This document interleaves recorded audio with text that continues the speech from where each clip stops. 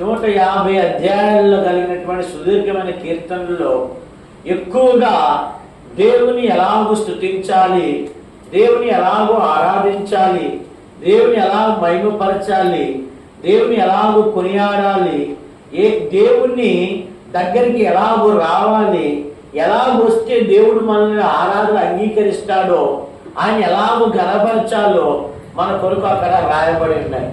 కాబట్టి దేవుని గురించి, దేవుని మందిరాన్ని గురించి, దేవుని యొక్క వాక్యాన్ని గురించి, దేవుని యొక్క వెలుగుల గురించి, దేవుని యొక్క ప్రేమను గురించి, దేవుని యొక్క కరుణ గురించి, దేవుని యొక్క కనికర గురించి ఎక్కువగా రాయబడ్డాయి ఈ కీర్తనలో. కాబట్టి అలాంటి కీర్తన వారి ఇశ్రాయేలు ప్రజలు కీర్తనలో వారు పాడుకుంటా ఉండేవారు.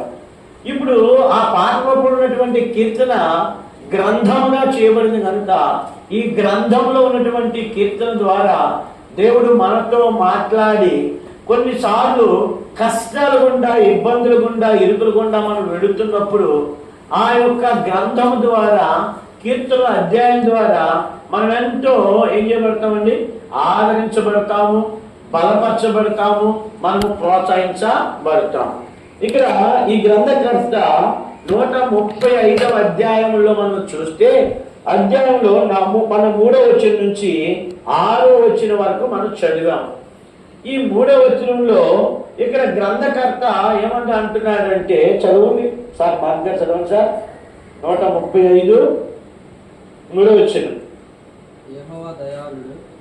యెహోవా దయాళుడు, యెహోవాను స్తుతించుడి, ఆయన నామమును స్తుతించుడి, ఆయన నామమును కీర్తించుడి, అది మనోహరము. జాగ్రత్తగా ఈ మాట గమనించండి. ఇక్కడ దైవజనుడు దేవుని గురించి ఏమంటాడంటే, యెహోవా దయాళుడు, ఆయన ఏం చేయాలి, స్తుతించుడి. దయాళుడు అంటే దయ కలిగినటువంటి దేవుడు. కాబట్టి ఆయన దయ ఎప్పుడు వరకు, ఎందుకు దయ రాయబడింది రండి, కీర్తన 30 అధ్యాయము ఆయన దయ గురించి కీర్తనకారుడు ఏమంటాడంటే, 5వ వచనం 4వ వచనం నుంచి చదవండి. యెహోవా భక్తులారా ఆయనను కీర్తించుడి, ఆయన పరిశుద్ధమైన జ్ఞాపకార్థ నామమును బట్టి ఆయనను స్తుతించుడి. ఆయన కోపము నిమిషం మాత్రమే